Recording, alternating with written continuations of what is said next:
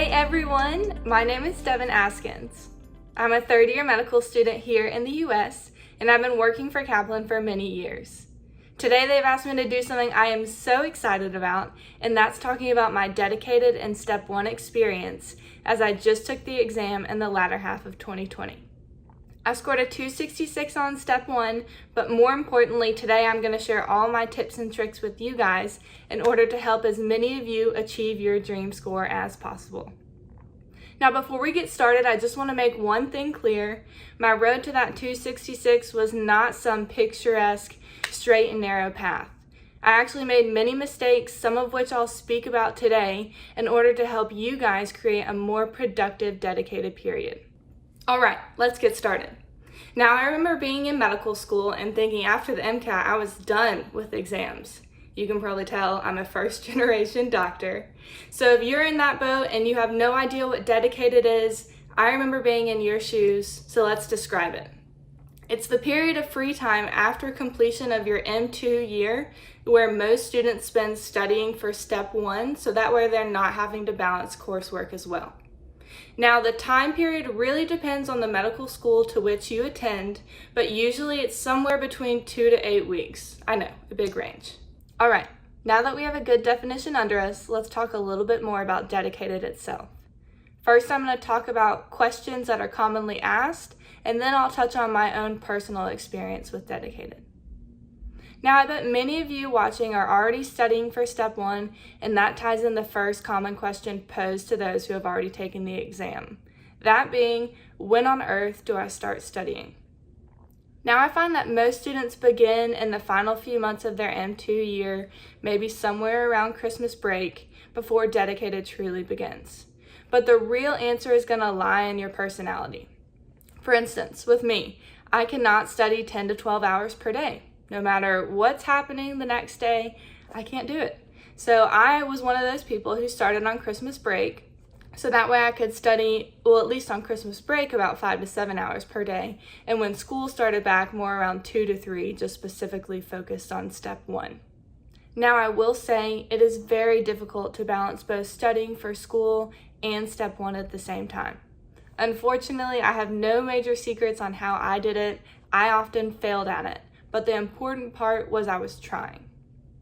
If you find yourself in a position where you have to put one above the other, put school first. The reason behind that is you need a solid foundation of knowledge in order to even attempt the questions. Even though it's difficult, no amount of coursework is too small. I often tell the underclassmates at my school, start with 10 to 20 questions. That's something you can easily do in between lectures, before a TV show starts, or even before bed. If you're consistent with it, those 10 to 20 questions can add up to a few hundred or a few thousand by the time your actual exam rolls around. Okay, now let's talk about what my dedicated looked like. Personally, it was a little crazy because that's when all the COVID lockdowns had just hit, but we're going to adapt. We're going to talk about what my timeline really would have looked like. The first thing I recommend is start your dedicated with a break. You're going to be drained from your M2 year, and if you don't take a break, you're going to anyways. So just schedule one. Again, I know this because that's what I did. I was like, I can do this. No, I couldn't. I needed a mental break. We all do. Okay, but now it's truly first day of your dedicated. What do? The first thing I did was start with a Q bank. Now, there are many Q banks out there. I've tried about 4 to 5, and from personal experience, Kaplan is far and away my favorite. In fact, my major dedicated mistake was spending too much time on UWorld. At my school, all the upperclassmates were saying the same thing. UWorld, UWorld, UWorld. Now, don't get me wrong, it's a good Q bank, it's just not for everyone. I think the major thing that separates Kaplan from UWorld is the difficulty of the questions. Now, when you're using a test prep company to prepare for any exam, no matter what it is, you want that company's content to be more difficult than the exam itself. So that way when exam day rolls around, you're feeling extremely confident because you've already been working on questions with longer stems, questions that require more complex reasoning. It's no big deal.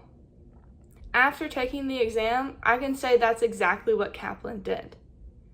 However, I can't say that for UWorld. UWorld felt the same difficulty as the exam itself, and sometimes questions from UWorld even felt more first order.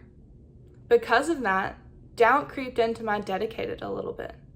Something that I did that I recommend all of you to do is to change things if they're not working.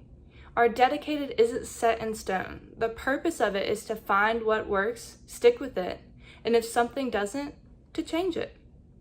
Once I transitioned to the Kaplan QBank, I found immediate relief in the adequacy of the content they put out. Once you're about halfway to 2/3 through a QBank, I recommend switching to a different teaching modality.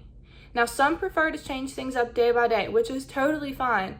I myself just like to change things up over longer periods of time. I switched to reading first aid, which I do recommend as a supplemental resource. I do all of my QBank questions on a timed and random setting in order to mimic the exam, so that way when I got to first aid, I was able to read an entire cardiovascular system without worrying about other organ systems, and that felt extremely productive. Now, if you do use any of the STEP review books out there, I recommend starting to read these in your M1 or M2 year because they work best when you can read them over and over.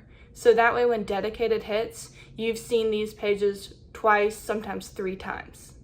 In the last few weeks of dedicated, I returned to my Kaplan QBank and really focused on stamina.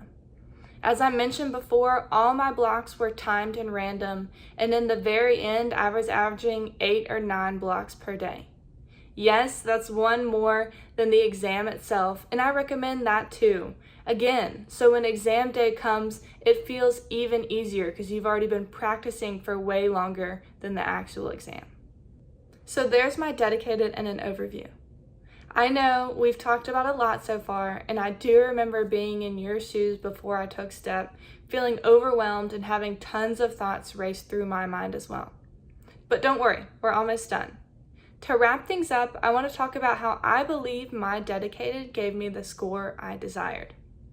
First, everyone does a QBank, but here's how I separated myself to give myself an advantage. I did not repeat or restart a QBank like most love to do. Now, I know some of you are watching and you're like, did she really just say that? Yes, I really did just say that. Instead, I wanted to save all that time and really focus on my review. For most questions, I wrote a takeaway on a blank sheet of computer paper. I did this for both the answers I got right and wrong. For the answers I got right, it could have been about the disease in question, or I could have written a takeaway on some of the other multiple choice answers that I wasn't as familiar with. Now, this did take a lot of time, and I started this early in my M2 year before dedicated, so that way it wasn't eating up as much time, but oh boy, did it pay off. By the time I finished, I had about 15 pages front and back of computer paper. AKA, I just summarized the entire QBank to about 30 pages. I read these a couple days before the exam, and oh my gosh, did it help. Second, I kept up with my hobbies. Now, I know you're like, how did I help you get a 266? Well, hold on, let me explain. First, I ride horses. So I went to the barn 1 to 2 times per week just to give myself about 4 to 5 hours of mental rest. But when it came time to my second hobby, that being exercising my German Shepherd, I mixed business with pleasure. We walk about 2 to 4 miles per day, so I would use that time to listen to videos. Most often it was Kaplan's videos from their QIP plan, but if I was really struggling on a topic and I wanted to dive deep, I would pull up old lectures from my school, or sometimes I'd just Google random YouTube videos and find a specific topic I wanted to listen to. I often found that it was much easier to muster up the strength to listen to videos rather than sitting back down and doing more questions or reading more from first aid. Overall, I studied about 3 to 9 hours per day. As you can tell from that really wide range, some days were really productive and other days I was flat out struggling. P.S. That's how dedicated goes no matter who you are. The important thing is to stay determined and consistent. Try your best every day so that way when you finish the process, there's no room for regrets.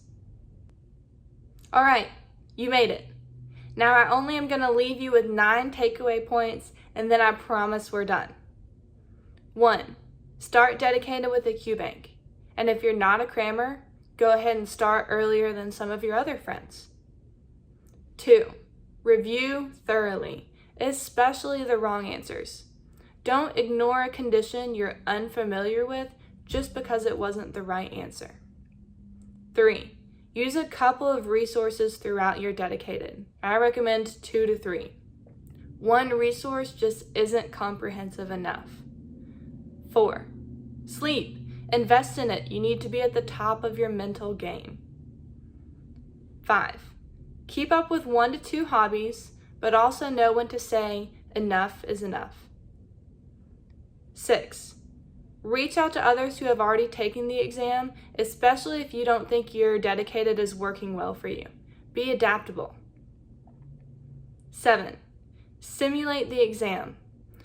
Do blocks of 40, make them timed and random, stop studying with music, and do multiple blocks back to back without taking a break. Go ahead and decide how you want to spend that break when you get to the real day itself. 8. Take all advice, including mine, with a grain of salt.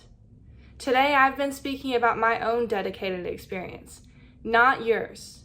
You are the writer of your own story, and any other person, including myself, would mess it up if we wrote it for you. 9. Believe in yourself. Confidence is key and something that you should definitely rely on throughout your dedicated as well as the exam itself. All right, guys, thanks so much for tuning in. I had an absolute blast today talking with you all, and I hope you can learn a lot from both my successes and my mistakes. I wish you the absolute best on your dedicated and your Step 1 exam. You can do it!